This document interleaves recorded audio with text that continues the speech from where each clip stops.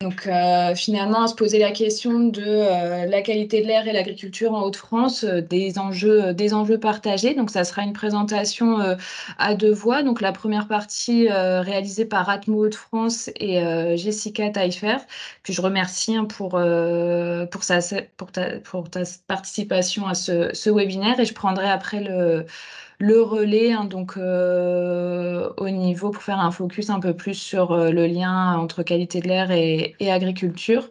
Donc ce webinaire est vraiment à destination des conseillers des chambres à l'échelle Hauts-de-France, donc il pourra être rediffusé par la suite sans souci. Donc du coup, comment ça va s'organiser cette heure un peu de présentation? Il semblait déjà un peu primordial de vous définir un peu ce que c'était la qualité de l'air et finalement comment ça se passait en Hauts-de-France. Donc ça, c'est la partie que Jessica Taillefer d'Atmo présentera.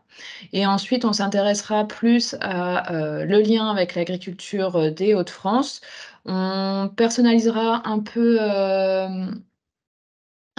tout ça en vous présentant un peu les dossiers, les actualités qui sont suivies au niveau de la région, hein, sur ce dossier-là, et pour finalement vous donner un peu quelques outils pour vous, votre quotidien en tant que conseiller chambre, comment vous pouvez vous emparer de cet enjeu-là au niveau de mission.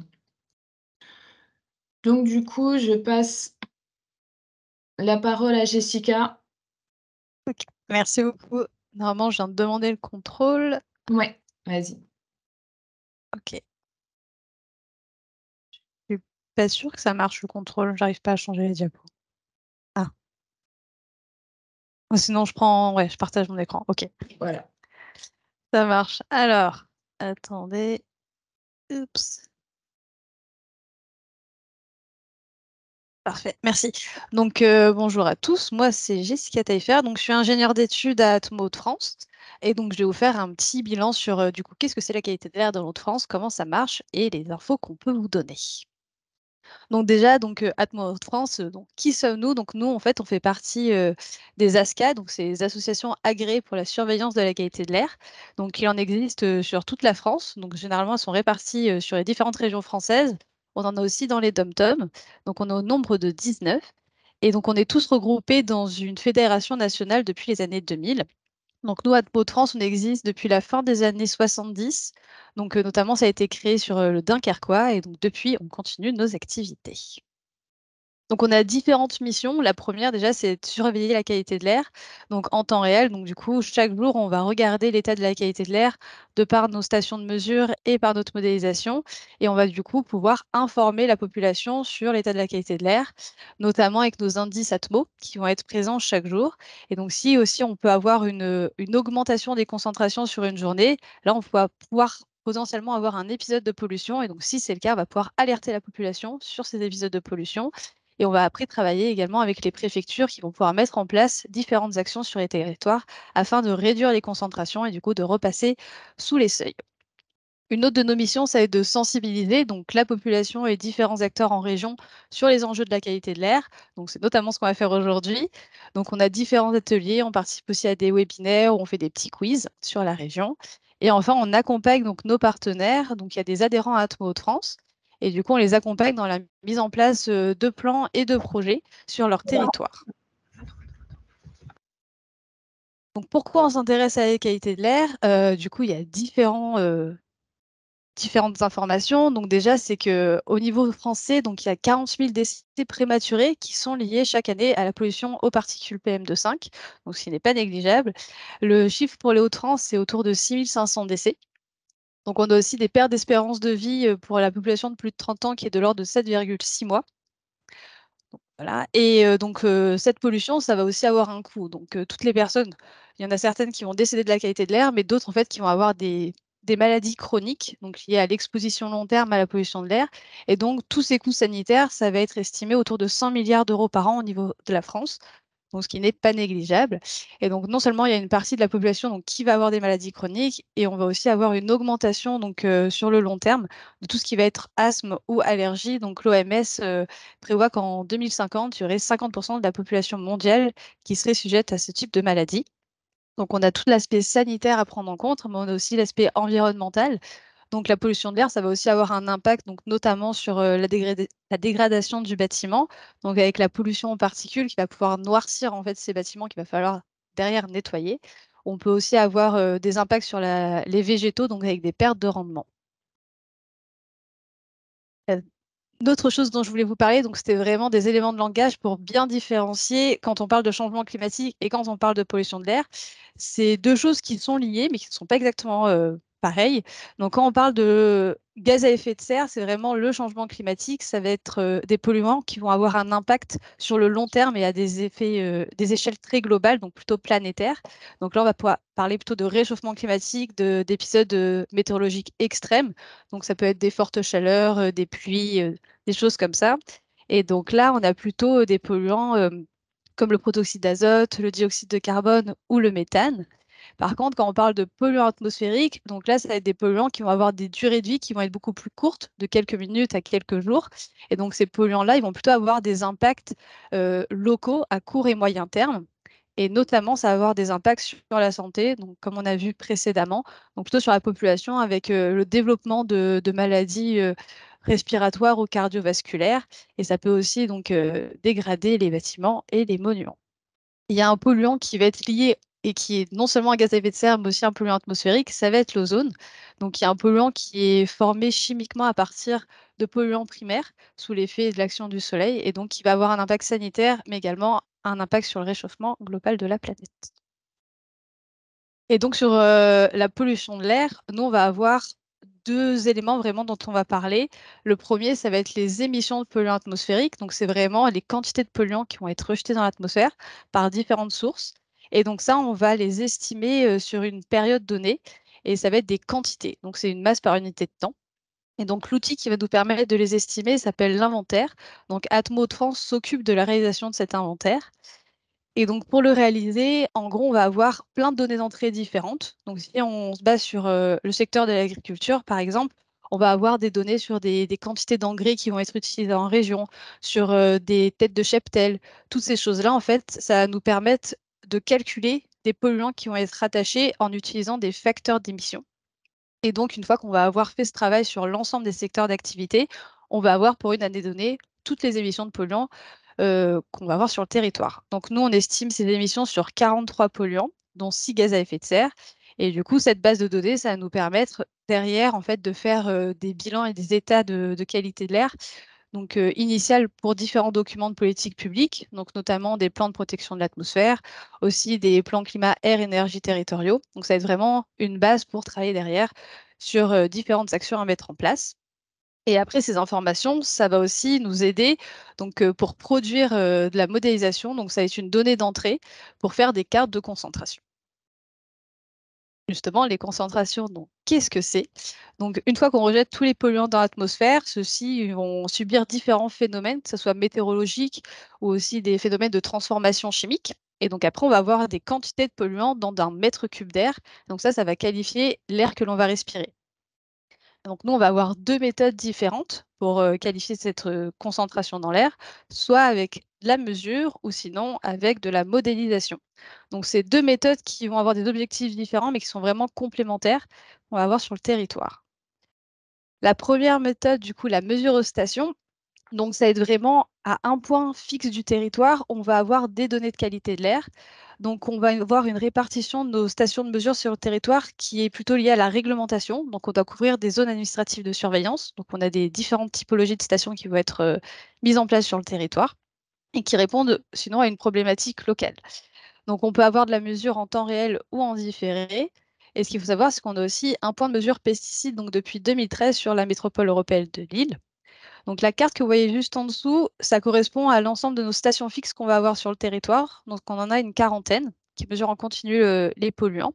Et après, ponctuellement, on peut avoir des demandes des collectivités ou de l'État de mettre en place différentes stations de mesure mobiles, donc pour une période donnée, afin d'estimer les concentrations sur le territoire. Donc là, on peut avoir soit des petites stations mobiles, ou sinon après, on peut faire d'autres campagnes de mesure à l'aide d'échantillonneurs passifs, donc on va laisser pendant plusieurs semaines à des points fixes et qu'on va analyser derrière ou par le biais de microcapteurs. Et donc, le deuxième outil, ça va être la modélisation. Donc là, la modélisation, contrairement aux mesures, ça va être pour avoir une cartographie. Donc, on va avoir un panel de concentration sur l'ensemble du territoire pour avoir une photographie à un instant T. Et donc, ça nous permet de savoir vraiment sur toutes les zones où on n'a pas de station, comment est la qualité de l'air. Ça nous aide aussi à prévoir les épisodes de pollution. Donc, chaque jour, on va avoir des cartes de concentration pour le jour et pour la journée et le lendemain qui vont nous permettre de savoir l'état de la qualité de l'air. Et donc ça, c'est sur 4 polluants différents. Et donc pour réaliser ces cartes de concentration, on a besoin des données dont je vous ai parlé juste avant. Donc les données de notre inventaire, c'est la base des émissions, et de nos données de mesure, donc qui vont permettre de calibrer le modèle pour qu'il soit au plus juste possible sur les points de mesure. On a également dans nos modèles des données de météo qui vont pouvoir influencer sur les concentrations et donc modéliser les concentrations qu'on va avoir sur la journée et le lendemain. Donc maintenant que vous savez tout ça, je vais vous présenter le bilan de la qualité de l'air donc pour l'année 2022 sur la région Hauts-de-France. Donc sur la partie émissions de polluants, là on va retrouver du coup des demi-donuts donc avec la répartition sectorielle des émissions pour l'année 2020. Donc c'est notre dernière année d'inventaire disponible sur la région. Euh, on va voir pour 4 polluants différents et juste en dessous vous allez retrouver un histogramme donc avec l'évolution des émissions de ces polluants sur une douzaine d'années. Donc c'est toutes nos années d'inventaire qu'on a produites. Donc ça a commencé en 2008 et notre dernière année c'est 2020. Et on a aussi une année de projection, donc c'est 2030. C'est l'objectif qu'on doit atteindre au niveau régional, donc qui est défini par le plan national de réduction des émissions de polluants atmosphériques. Donc, si on prend le premier polluant, donc les particules PM10, là, ce qu'on va retrouver, c'est en premier secteur d'activité, c'est l'agriculture, donc avec une part de 35% dans les émissions de ce polluant-là. Donc, c'est notamment lié donc, à tout ce qui va être travail de la terre, aussi au passage des engins, aux récoltes, donc ils vont produire des particules. Et globalement, sur ce polluant-là, on diminue nos émissions depuis une douzaine d'années. Donc, on est bien parti pour arriver à notre objectif 2030. Mais il faut continuer les efforts sur les différents secteurs d'activité afin d'atteindre cet objectif. Sur les particules PM2,5, là, on a un autre secteur en jeu. Donc, en orange, avec 43%, c'est le secteur résidentiel. Et donc là, c'est notamment lié en fait aux émissions du chauffage bois, donc qui est le principal contributeur. Et pareil, donc là, on voit une diminution de nos émissions depuis une dizaine d'années. Donc, on est aussi bien parti pour atteindre notre objectif, mais il faut continuer à mettre en place des efforts. Sur le dioxyde d'azote, là, le premier secteur en jeu, ça va être les transports routiers, donc avec une part de 40%. Et c'est plutôt lié donc à la combustion de carburant, donc à tous les véhicules qu'on va avoir sur le territoire. Et là, pareil, on voit une évolution donc à la baisse depuis une dizaine d'années. Et enfin, sur l'ammoniac, donc là, c'est une part écrasante de l'agriculture avec 96% des émissions de ce polluant. Donc, c'est notamment lié donc, à l'utilisation d'engrais azotés et aussi aux déjections animales. Donc là, on a un objectif national qui est beaucoup plus faible par rapport aux autres polluants. Donc, on doit diminuer de 13% les émissions entre 2005 et 2030. Donc, on est plutôt bien parti sur le territoire. Les dernières années d'inventaire dont on dispose se situent en dessous de l'objectif. Du coup, il faut maintenir le cap pour pouvoir atteindre cet objectif en 2030. Sur du coup l'évaluation des concentrations, donc là c'est vraiment sur nos stations de mesure. Donc on regarde globalement comment ça évolue sur l'ensemble de stations de mesure du territoire des Hauts-de-France, sur 3 polluants, donc on a sur 10 ans. Et donc ce qu'on peut voir ici, c'est que sur le dioxyde d'azote, donc ce qu'on a tout à gauche en rouge, c'est qu'on a une baisse globale des concentrations, donc de l'air qu'on va respirer sur 10 ans, qui est de 36%. Donc, ce qui est plutôt bien. Sur les particules PM10, pareil, on voit une évolution à la baisse donc depuis 10 ans avec une baisse de 21% des concentrations. Donc, il faut voir aussi que sur les dernières années, donc sur 2021-2022, on arrive plutôt à une stagnation sur ces deux polluants. Donc, on diminue un petit peu moins. Donc, il va falloir aussi poursuivre les efforts pour continuer à diminuer et atteindre les recommandations de l'OMS qui sont beaucoup plus drastiques par rapport aux valeurs réglementaires.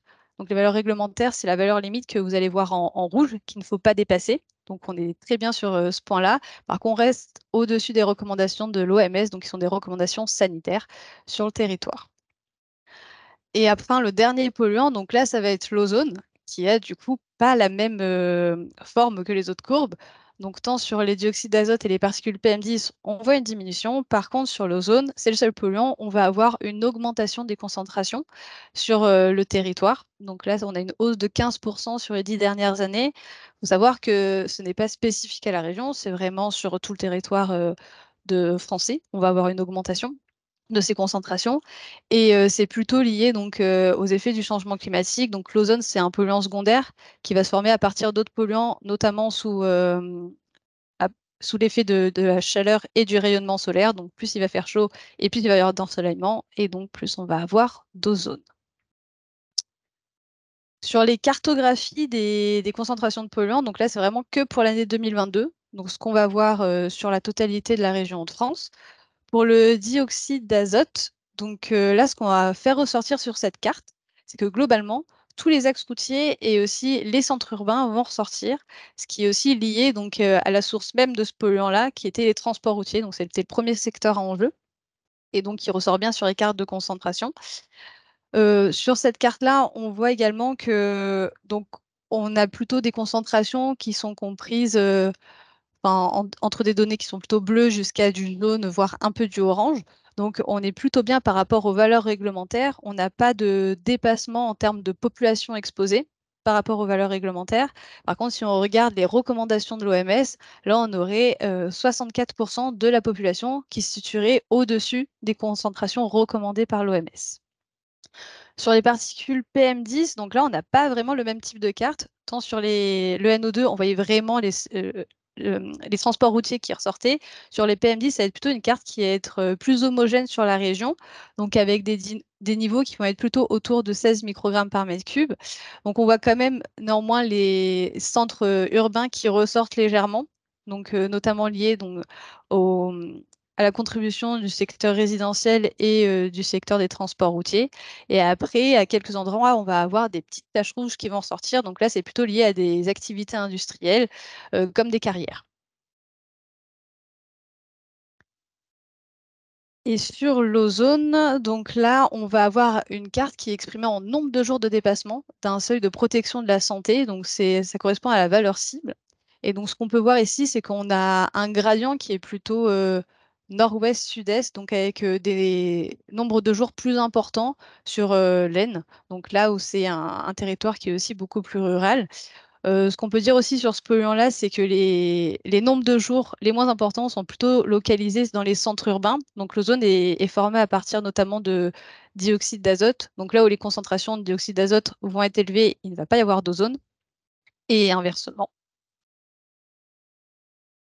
Sur le bilan des épisodes de pollution, donc là pour l'année 2022, donc les épisodes de pollution, nous, c'est chaque jour, il y a un prévisionniste qui va déterminer si pour la journée d'aujourd'hui et le lendemain, il risque d'y avoir un épisode de pollution. Et donc ça, c'est sur 4 polluants différents, les particules PM10, le NO2, l'ozone et le SO2. Et donc sur l'année dernière, le bilan, ce qu'on a vu, c'est qu'il y a eu 23 jours d'épisodes de pollution en région, donc dont 22 niveaux d'informations, recommandations qui ont été déclenchés. Donc c'est le premier niveau de déclenchement. Et après, on a eu une journée d'alerte. Donc c'est vraiment le deuxième niveau de déclenchement quand les concentrations sont encore plus élevées. Et si on regarde par rapport aux polluants donc, qui ont été déclenchés, donc c'est majoritairement des particules PM10. On a eu 19 jours donc d'épisodes en particules PM10, dont 18 jours d'informations, recommandations et une journée d'alerte sur le département du Nord. Et sur l'ozone, on a eu 4 journées de déclenchement du niveau d'information recommandation. Donc après, au niveau de la distribution temporelle de ces épisodes de pollution, ce qu'on va retrouver, c'est que l'ozone, c'est plutôt pendant l'été, donc quand on a de l'ensoleillement, donc pendant les mois de juin, juillet et août.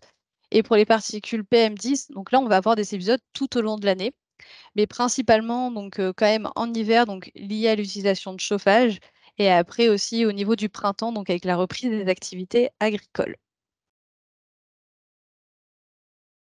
Sur un autre indicateur donc qu'on produit chaque jour, c'est l'indice quotidien de la qualité de l'air. Donc, c'est un indice qu'on met en place sur notre site internet et que vous pouvez retrouver tous les jours.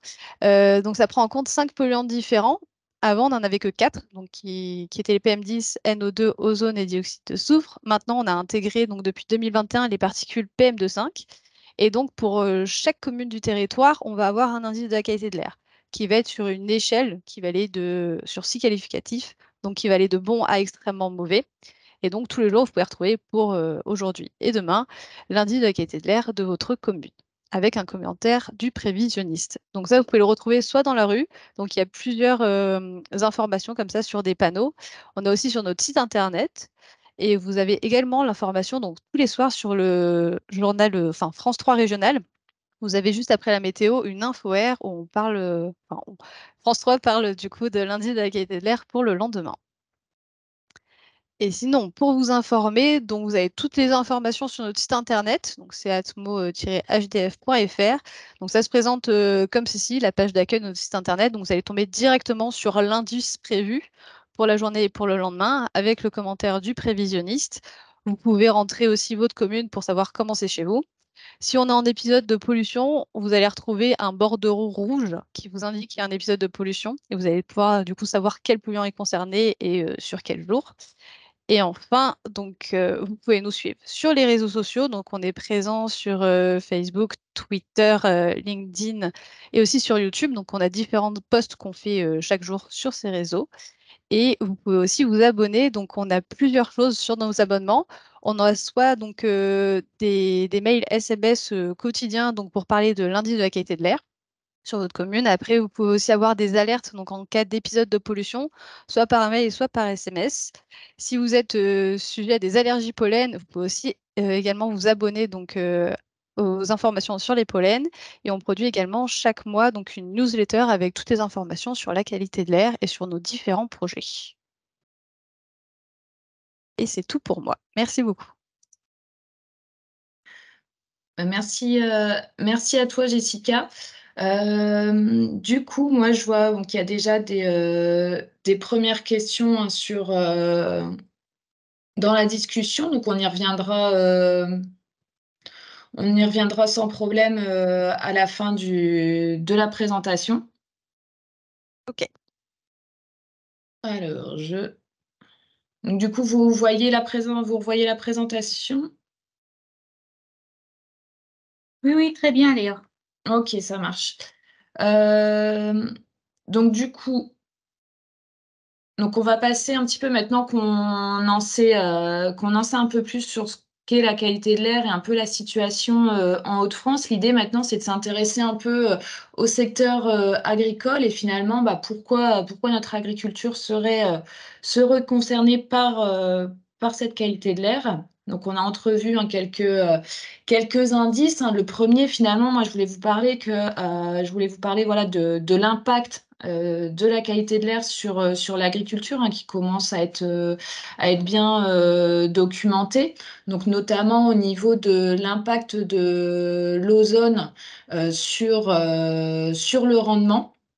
Donc, il y a des études, hein, donc notamment l'étude Apollo de l'ADEME qui chiffre jusqu'à 15% de baisse de rendement, donc sans compter les problèmes aussi, la baisse de la qualité des produits. Donc là, pour vous montrer un petit peu hein, les projections à l'horizon 2030, hein, je voulais choisir un peu la courbe qui vous parle le plus, que ce soit en blé, en pommes de terre ou en prairie. On a également une carte hein, qui a été proposée sur une prévision pour l'année 2020 au niveau de l'impact hein, de cette pollution à l'ozone sur le rendement. Donc on voit qu'en Hauts-de-France, on est quand même pas mal impacté hein, au niveau de cette perte de rendement. Donc ça, c'était vraiment un premier point. Donc, et après, bon, forcément, on l'a vu aussi que l'agriculture contribuait également à la pollution de l'air. Donc, enfin, tous les postes hein, d'une exploitation peuvent être concernés, hein, que ce soit au niveau bâtiment d'élevage, épandage, stockage des effluents des effluents d'élevage, qu'au niveau culture, hein, en termes de préparation du sol, de la protection des cultures, hein, au niveau de tout ce qui est, pesticides. On en reparlera un peu plus tard, et donc tout aussi les émissions liées au fonctionnement des machines agricoles. Donc voilà, il y a un peu de tout, mais il y a vraiment un focus à faire. Il y a 3 focus que je vous propose de faire finalement. Donc le premier autour du NH3. Alors pourquoi on s'y intéresse?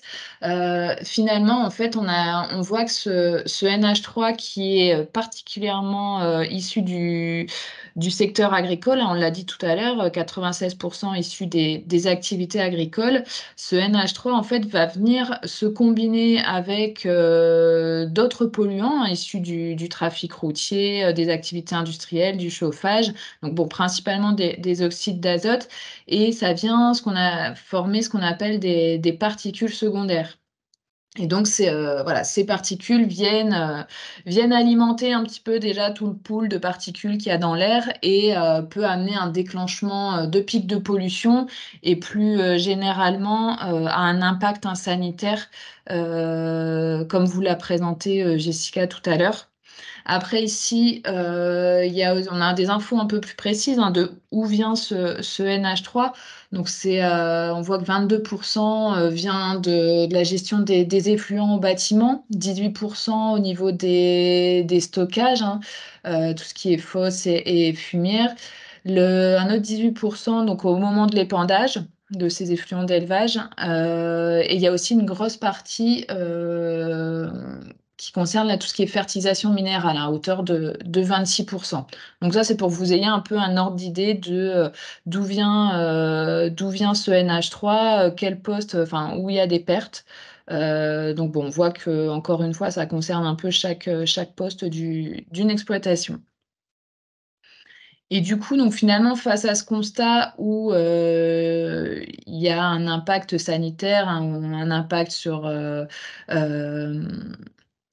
la santé, il y a aussi, bon, un contexte réglementaire qui est établi, hein, que la plupart d'entre vous peuvent connaître, mais ça vaut le coup de synthétiser un petit peu ça, où finalement, au niveau réglementaire, on a 3 approches. On a vraiment une première approche qui concerne la réduction des émissions à la source. Donc ça, finalement, c'est lié à la directive, IED, où, finalement, pour l'agriculture, les plus gros élevages, se doivent d'appliquer les meilleures techniques disponibles. Donc ça, c'est une première approche. Après, 2 autres approches qui ont été, présentées dans la première partie, c'est, l'aspect donc fixation de concentration dans l'air. Donc finalement, pour une liste de polluants réglementés, on a des seuils à ne pas dépasser, dans l'air. Si ces seuils sont dépassés, on a une procédure, qui se déclenche, donc d'épisodes de pollution, et on a également, des plans de protection de l'atmosphère qui sont à mettre en place. Donc au niveau on y reviendra plus en détail tout à l'heure, hein, mais voilà, c'est aussi une des conséquences de ces seuils réglementaires, c'est qu'il peut y avoir la mise en place de plans de protection de l'atmosphère.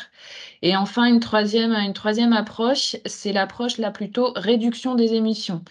Donc, tout à l'heure, on a parlé, hein, d'objectifs à l'horizon 2030. Voilà, c'est, des objectifs de réduction qui se matérialisent, en fait, par un texte qu'on appelle le prépa. Donc dedans, il y a, par exemple, le plan matériel, et du coup, le plan matériel, il y a, par exemple, dedans, comme mesure, l'interdiction ou la réglementation, en tout cas, de l'utilisation de la buse palette pour les épandages. Donc, pour, pouvoir atteindre cet objectif, hein, tout à l'heure, on le disait, de -13 pour les émissions de NH3. Donc finalement, il y a des conséquences un peu, à différents niveaux. Donc elles peuvent être immédiates, hein, en cas de pic de pollution. Il faut savoir que les épandages d'engrais peuvent être reportés, par exemple. Il y a aussi, pardon.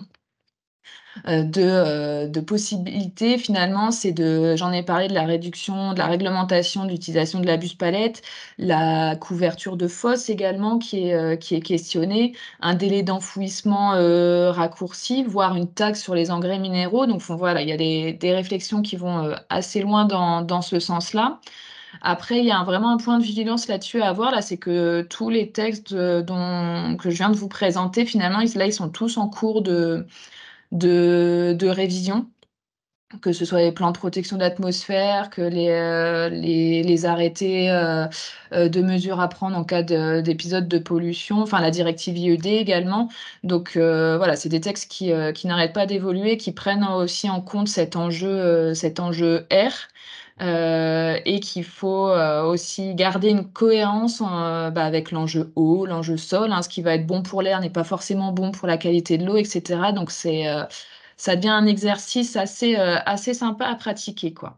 Mais voilà, ce qu'il faudrait retenir finalement, c'est que, OK, il y a une volonté vraiment de limiter les émissions de NH3, mais clairement pour l'exploitation, ça permet de conserver, l'azote dans son système et c'est quand même, pas trop mal, hein, pour, surtout avec les dernières augmentations, hein, au niveau des engrais minéraux et cetera.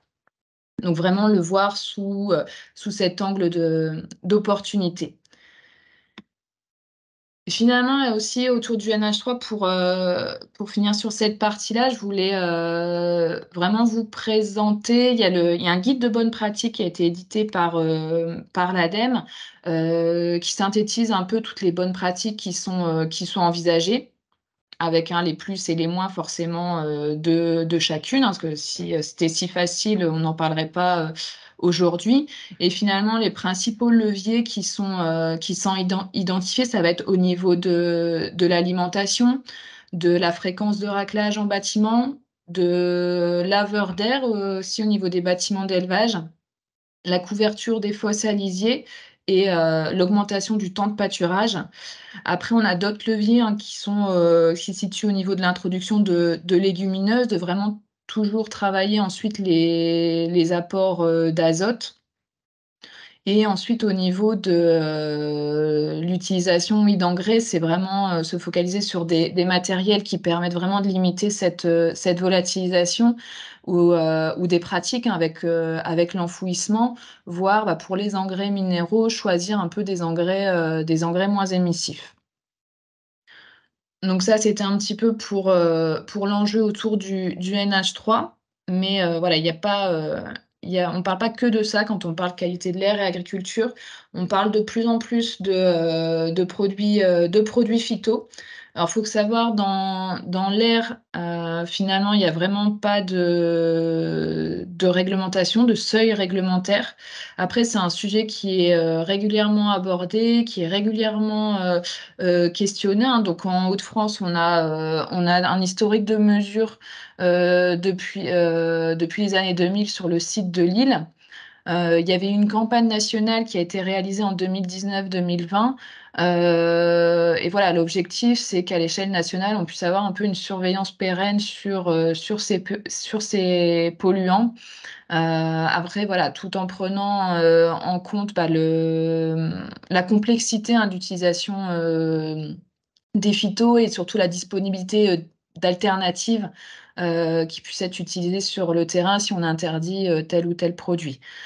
Alors sur les phytos, il y a quelque chose qui pourrait être sympa à aller voir, c'est au niveau du programme, Repère qui a été réalisé, notamment en Grand Est, où finalement autour de points de mesure, ils ont vraiment récupéré, les applications de produits phyto et ils ont cherché vraiment à comprendre, comment les pertes de produits phyto se réalisaient dans l'air et ils en ont sorti tout un recueil de fiches pratiques. Donc ça va vraiment de la connaissance, générale sur la thématique air, l'impact avec, les phytos et concrètement, qu'est-ce qu'on peut faire, pour diminuer le transfert dans l'air. Donc c'est un petit recueil de fiches qui est pas mal et qui est en accès libre, donc que vous pouvez aller, consulter, sans souci, hein. Sur le site de la Chambre Grand Est, il y a toutes les infos. Après, un autre point aussi, c'est, au niveau du brûlage, hein, qui a quand même pas mal de conséquences, que ça soit au niveau pollution de l'air, mais au niveau risque, incendie, hein, également. Donc là, c'est un extrait d'une plaquette qui a été réalisée par les conseillers, agroforesterie, donc dans un contexte plus large de, valorisation, des tailles de haies et cetera. Donc là, je sais qu'on a souvent la question: «Est-ce que j'ai le droit de brûler?» et cetera. Donc là, c'est un petit focus sur la réglementation, aussi, en vigueur. Donc pour les agriculteurs, voilà, il y a certaines dérogations possibles, mais ça reste quand même très fermé et ça doit prendre en compte, voilà, tous les arrêtés préfectoraux liés au risque d'incendie, également, les arrêtés préfectoraux en cas de pic de pollution et également les éléments du plan de protection de l'atmosphère. Par exemple, sur le Nord-Pas-de-Calais, actuellement, ces 2 départements sont couverts par le plan de protection de l'atmosphère qui interdit le brûlage. Bon, après, c'est des réglementations, encore une fois, qui évoluent, hein, donc faut pas hésiter à aller se renseigner. Mais l'idée, vraiment, c'est de partir sur une valorisation, autre que le brûlage. Donc ça, donc les conseillers, biodive, agroforesterie ont des pistes et tout et des actions à mettre en œuvre sur le terrain. Donc ne pas hésiter aussi à se rapprocher des collègues. Donc voilà un petit peu le cadre général, hein, de pourquoi on devrait s'intéresser, à la qualité de l'air et finalement, bah, au niveau des chambres, quels sont les dossiers, les actualités qu'on suit sur ce sujet-là. Donc bien sûr, il y a tout un aspect, plutôt, mission, institutionnelle. Donc on travaille par exemple, sur la réglementation liée aux pics de pollution. Là, je vous ai remis un petit peu la procédure d'alerte, hein, à partir des données qu'Atmo peut fournir et finalement, en cas de pic de pollution, le préfet peut activer, une ou plusieurs mesures cadres, après consultation de la profession agricole. Donc là, je vous ai remis les 5 mesures cadres, hein, qui pouvaient être activées. Donc je vous parlais tout à l'heure de reporter les épandages d'engrais. Il y a également aussi le fait d'enfouir, rapidement les effluents. Donc voilà, ces mesures sont activables ou pas, selon, le contexte et la gravité de la situation.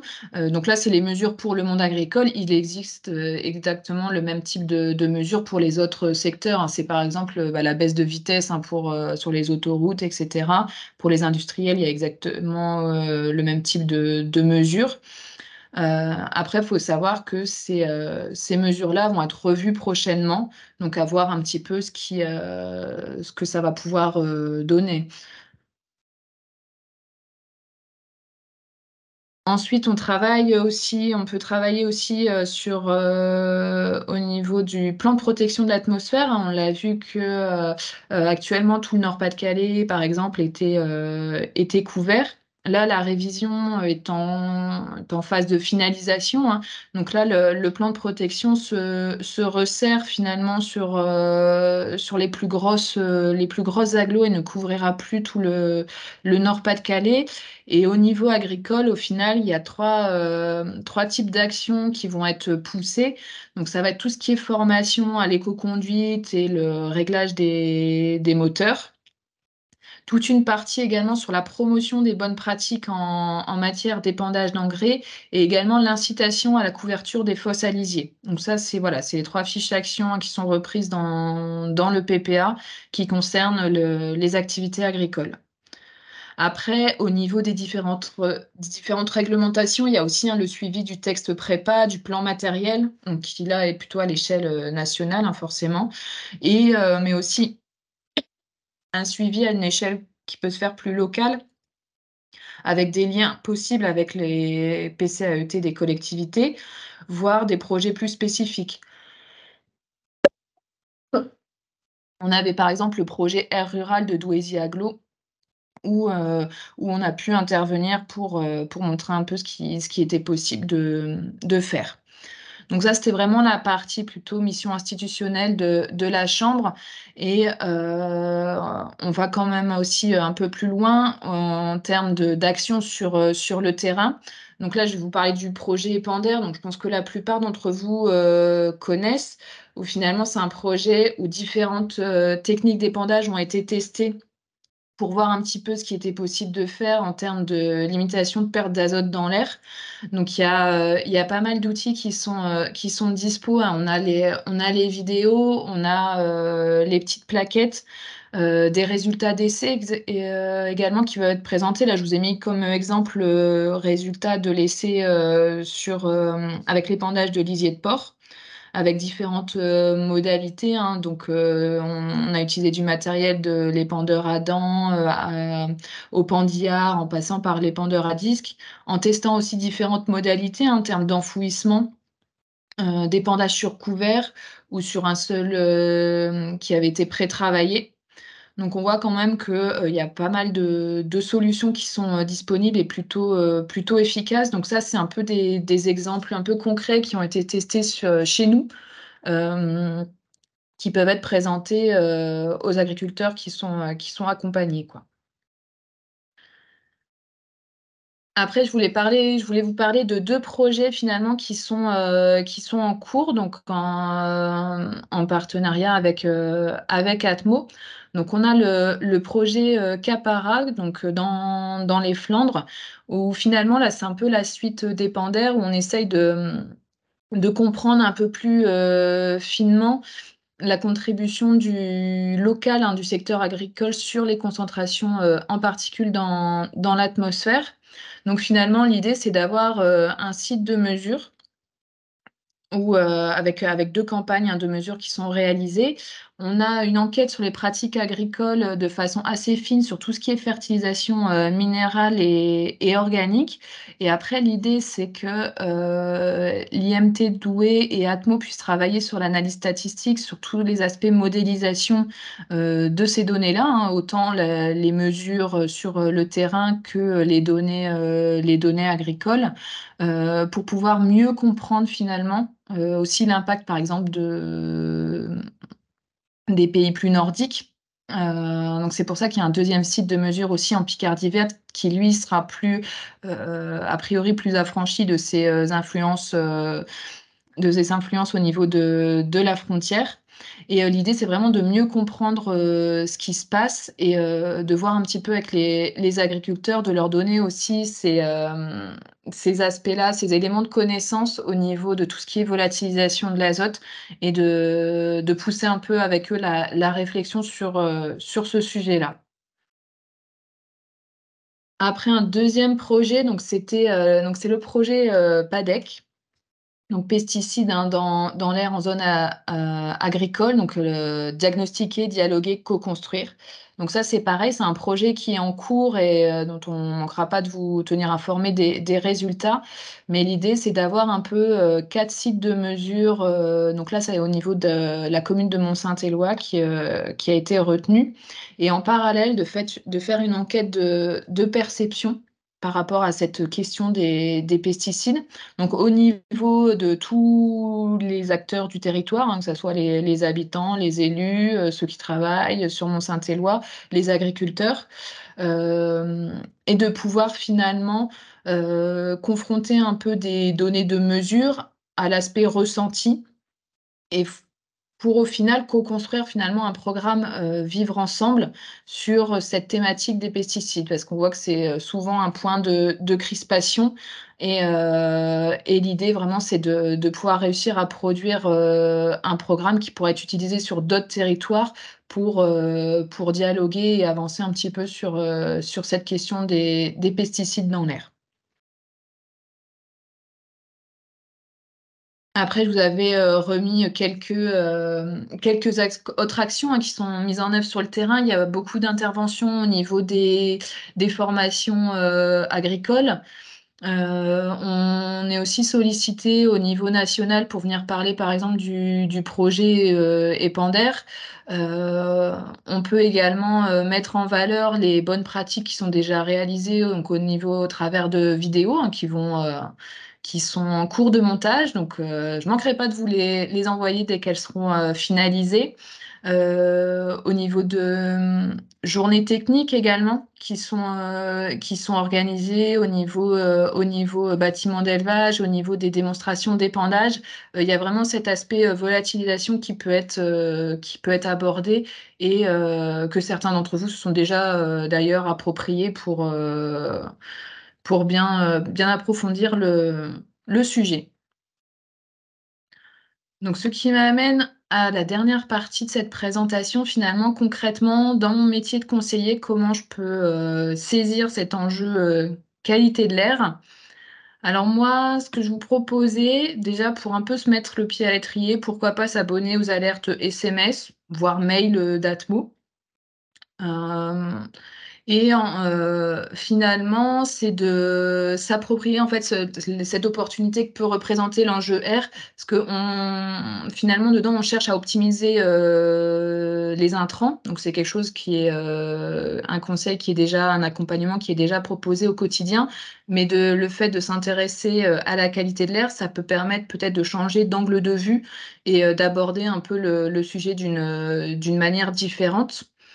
Il y a, heureusement, il y a déjà aussi beaucoup de bonnes pratiques qui sont en place, dont on n'a pas forcément conscience et l'idée, ça serait aussi de se poser la question, bah, si on les valorisait aussi d'un point de vue, qualité de l'air. Donc voilà, ça c'est quelques pistes de réflexion et là, je vous remets un petit peu les outils qui sont dispo, ne pas hésiter à me les demander. Il y a, comme je vous l'ai dit tout à l'heure, il y a tout ce qui est vidéo, plaquettes. On peut intervenir en réunion, en formation. On a des quiz qui peuvent être prévus. On peut tenir aussi un stand au niveau des différentes journées techniques que vous pouvez organiser. Après, on a aussi, bon voilà, faut pas oublier tout ce qui est, on peut intervenir en tour de plaine. Vous pouvez reprendre les éléments dans vos newsletters, dans les documents techniques. Il y a vraiment là-dessus, faut pas hésiter à s'en servir, hein. Ça a déjà été le cas par le passé. Faut continuer, pouvoir diffuser. On a également la possibilité d'organiser des mini-concours. Il y en a d'ailleurs un en cours en ce moment, hein, jusque lundi. Il y aura le tirage au sort. Donc ça, il ne faudra pas hésiter à diffuser aux agriculteurs que vous accompagnez. Et on peut aller même plus loin en finalement simulant de façon un peu plus concrète, par exemple, les pertes d'azote par volatilisation lors des épandages. Donc là, je vous ai remis un exemple finalement où un conseiller m'avait fait part de 3 situations en termes de quantité de produits, de type de produits épandus et de matériel ou de pratiques mises en place. Et du coup, nous, on peut voilà, venir estimer un peu les pertes d'azote par volatilisation, simuler des changements de pratiques. Donc ça, c'est un exemple parmi tant d'autres, mais il faut savoir que ça existe et je pense que ça, c'est des chiffres qui peuvent facilement parler aux agriculteurs. On peut convertir aussi en valeur hein, d'azote minéral, par exemple. Donc ça, si vous voulez des choses un peu plus concrètes, c'est possible aussi. Mais écoutez, donc on en a fini pour cette présentation. Donc l'idée, c'était vraiment de vous transmettre un maximum d'éléments sur la thématique air et agriculture. Je vais reprendre peut-être les questions. Alors, Léa, est-ce que tu veux qu'on t'aide en lisant les questions pour que ça soit plus simple pour vous pour les réponses? ouais, bah après, on peut reprendre le fil des Peut-être, questions. peut-être Oui. la première question, c'était une question de Clémence. Comment arrivez-vous à savoir que c'est la qualité de l'air qui impacte la santé et donc donne ces chiffres? C'est Alors, peut-être plus pour Atmo. Ouais, du coup, là, je pense que c'est par rapport aux chiffres sur les 40 000 décès prématurés ou les espérances de vie. Ça, en fait, c'est des études croisées qui sont faites avec Santé publique France. Donc, c'est eux qui s'en occupent. Donc, nous, en fait, on leur envoie des données de qualité de l'air, donc sur des concentrations. Et eux, ils croisent ça avec des données de santé, donc notamment sur des hospitalisations, sur des nombres de décès. Et ils ont des facteurs, en fait, relation risque entre la pollution de l'air et des impacts sur la santé. Et donc, avec ça, ils arrivent à estimer des nombres de morts ou des pertes d'espérance de vie. Voilà. Et il y avait une autre question qui était: comment choisissez-vous l'emplacement des stations de mesure plus exactement? Alors ça, du coup, c'est un guide qu'on a en fait, où on a des zones administratives de surveillance, donc on en a plusieurs en région. Donc on a soit la zone régionale, après on a des zones sur des agglomérations aussi. Et donc, dans ce guide, ça nous dit le nombre de mesures qu'on doit avoir par zone administrative de surveillance et quel type de polluant on est censé aussi mesurer. Donc ça, en fait, nous, on ne choisit pas. C'est vraiment un guide qui nous définit réglementairement parlant combien de stations on doit avoir, quels polluants on doit avoir, et aussi les typologies de stations. Si c'est plutôt des stations de fond, donc fond urbain, périurbain ou rural, ou des stations de proximité, donc à côté de trafic, ou des stations à proximité industrielle. Voilà. OK, je prends les questions au fil de l'eau, hein. Je Oui. pense que Mm. s'il y a des personnes qui souhaitent intervenir, peut-être Léa, tu vois s'il y a des gens qui lèvent la main. Ouais. Donc après, il y a Élise qui pose 2 questions. Qu'y a-t-il dans autres sources? Donc je pense que c'est dans les graphes du début. Et pour les épisodes de pollution, comment se placent les Hauts-de-France par rapport aux autres régions? Alors, sur autre source, je pense que c'est par rapport aux émissions de polluants, où on présentait du coup, enfin, avec les demi-donuts, 4 grands secteurs d'activité qui étaient l'industrie, le résidentiel, les transports routiers et l'agriculture. Et après, on avait un bloc, donc, autre source. Et du coup, ça, c'est un peu les secteurs plus minoritaires. Donc, dedans, on va retrouver les autres transports, notamment le maritime, fluvial, aussi les transports aériens et ferroviaires. On a les déchets, on a le secteur tertiaire et le secteur énergie également. Et aussi le biotique, donc toutes les émissions naturelles. Voilà.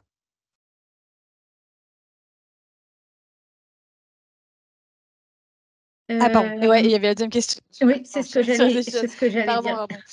Petit bug. Et du coup, sur les épisodes d'opposition, donc comment on se place? Bah, ça dépend des polluants dont on parle. Si on parle d'ozone, globalement, on est plutôt bien en région. Dans les régions plus au sud, donc notamment la région PACA et l'Occitanie, eux, ils sont beaucoup plus sujets aux épisodes d'ozone pendant tout l'été. Nous, on a quelques journées, donc sur ce polluant-là, on est plutôt bien. Par contre, sur les particules, en effet, on a une plus grosse problématique dans notre région. Donc, nous, on a des épisodes tout au long de l'année, ce qui n'est pas nécessairement le cas dans les autres régions qui ont des épisodes aux particules plutôt sur la phase hivernale et printanière. Alors que nous, on peut aussi en avoir pendant l'été. Voilà, donc ça dépend vraiment du polluant. Et donc ça va peut-être faire le lien aussi avec une question de Guillaume qui disait: «Au niveau des particules des PM10, on évoque une grosse production par l'agriculture et sur la carte, ce sont les secteurs urbains et Ouais. industrie qui ressortent. C'est contradictoire?» Point Alors, d'interrogation. Avez-vous des chiffres? du coup, ça, c'est en fonction du coup de la nature même de la source. Donc, quand on va avoir ce qui va ressortir sur la carte, donc les gros points rouges qu'on avait, c'était plutôt des industries. Donc, en fait, ça va être des émissions ponctuelles. Donc, ça va être sur une industrie ou une carrière précise. On va avoir plein d'émissions de particules. Et donc, ça, bah, ça va être sur un point. Donc, quand on va modéliser, c'est vraiment un point précis qu'on va avoir les émissions qui vont sortir et donc après les concentrations qui vont se faire autour de ce point-là. Quand on a plutôt le secteur résidentiel ou agricole, là, ça va être des émissions du coup surfaciques, donc qui vont être vraiment sur un territoire qui est plus grand.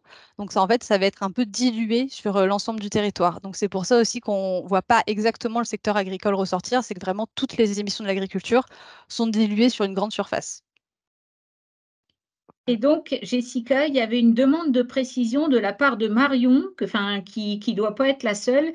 Qu'est-ce que c'est exactement que les PM10? Alors, c'est des particules, donc de diamètre inférieur à 10 micromètres.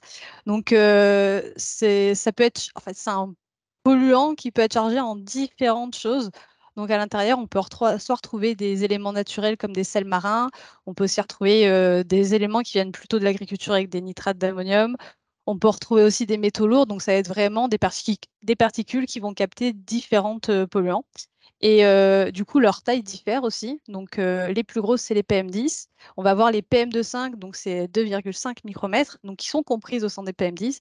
Et plus elles sont fines, plus elles sont petites, plus quand on va les ingérer, donc quand on va les respirer, elles vont aller profondément dans le système respiratoire. Et elles peuvent aussi donc passer dans le sang, plus elles sont petites. Et donc, c'est aussi un polluant à problème parce que ça peut du coup développer des cancers. Voilà. Après, il y avait une question de Clémence par rapport aux produits phytosanitaires. Elle disait, avez-vous des éléments en termes de mesure de produits phytosanitaires dans l'air? Alors, nous, là, je pense que c'est plutôt Léa qui s'y connaît sur le sujet. Nous, on a juste une station de mesure. Donc, comme je vous ai dit, sur les pesticides à Lille. Après, on sort des rapports. Je pense que le dernier, ça doit dater de 2020.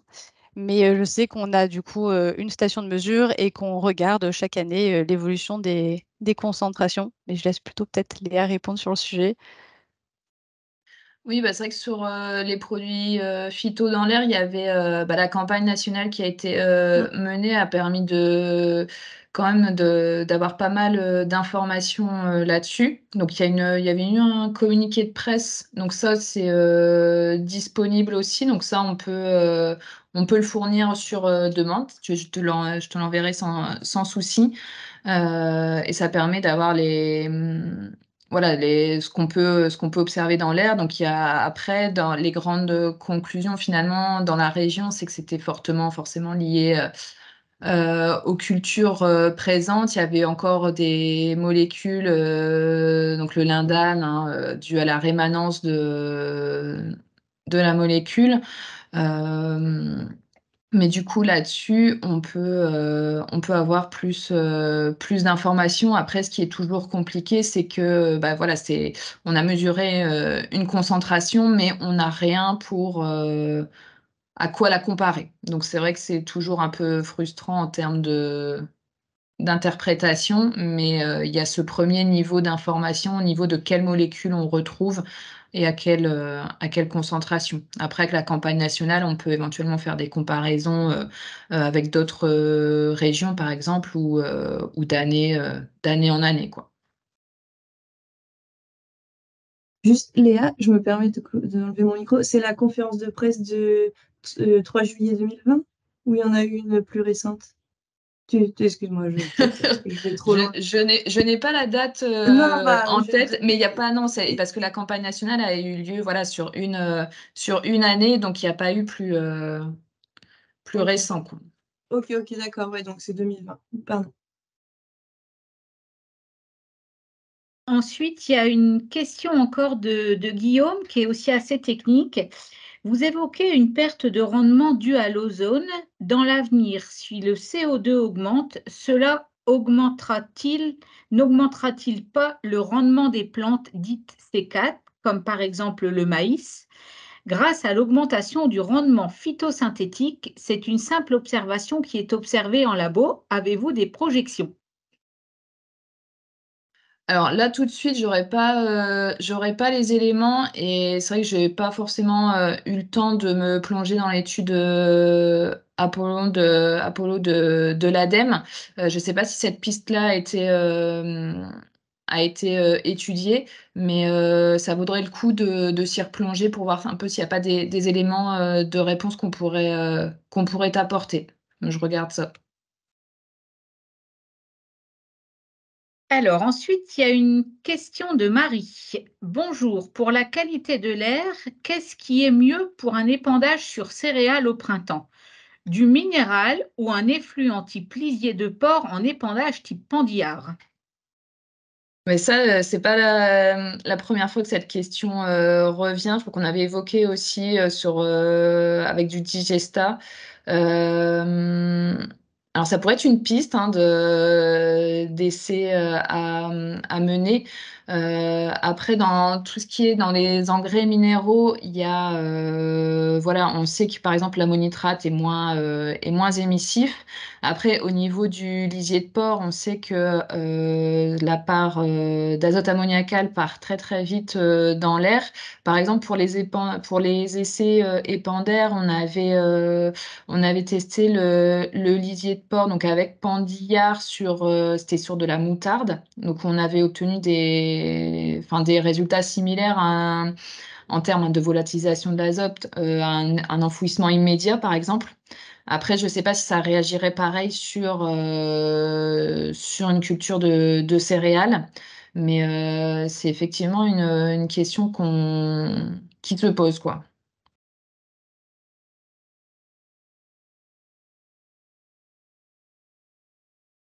Pour le moment, j'ai pas d'autres questions dans le chat, des personnes qui remercient, pour, l'intérêt du webinaire.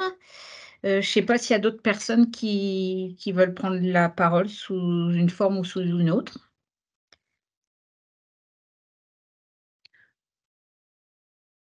Après, je vois qu'il y avait une question d'Élise sur l'existence d'études sur le croisement des bonnes pratiques face à différents enjeux, qualité de l'air, Oh, carbone, j'ai zappé. réduction phyto, eau. Excuse. Est-ce qu'il y a des antagonismes dans les changements de pratiques recommandés? Alors oui, ça c'est ce qu'on essaye de prendre en compte dans les réflexions, mais c'est vrai que ça reste compliqué quand on prend par exemple l'épandage d'engrais minéral, une des bonnes pratiques, c'est aussi de pouvoir épandre avant une pluie. Après, il ne faut pas qu'elle soit, parce que la pluie, voilà, va permettre de solubiliser l'engrais, de l'emmener en profondeur. Après, faut pas qu'il y ait trop de pluie pour pas que ça lessive et que ça vienne dégrader la qualité de l'eau. Donc, à chaque fois, c'est une histoire un peu de curseur. Et de toute façon, cette approche globale, elle nous est demandée un peu à chaque fois. Et pour le moment, à mon niveau, moi, j'ai pas de connaissances d'études sur le croisement des bonnes pratiques.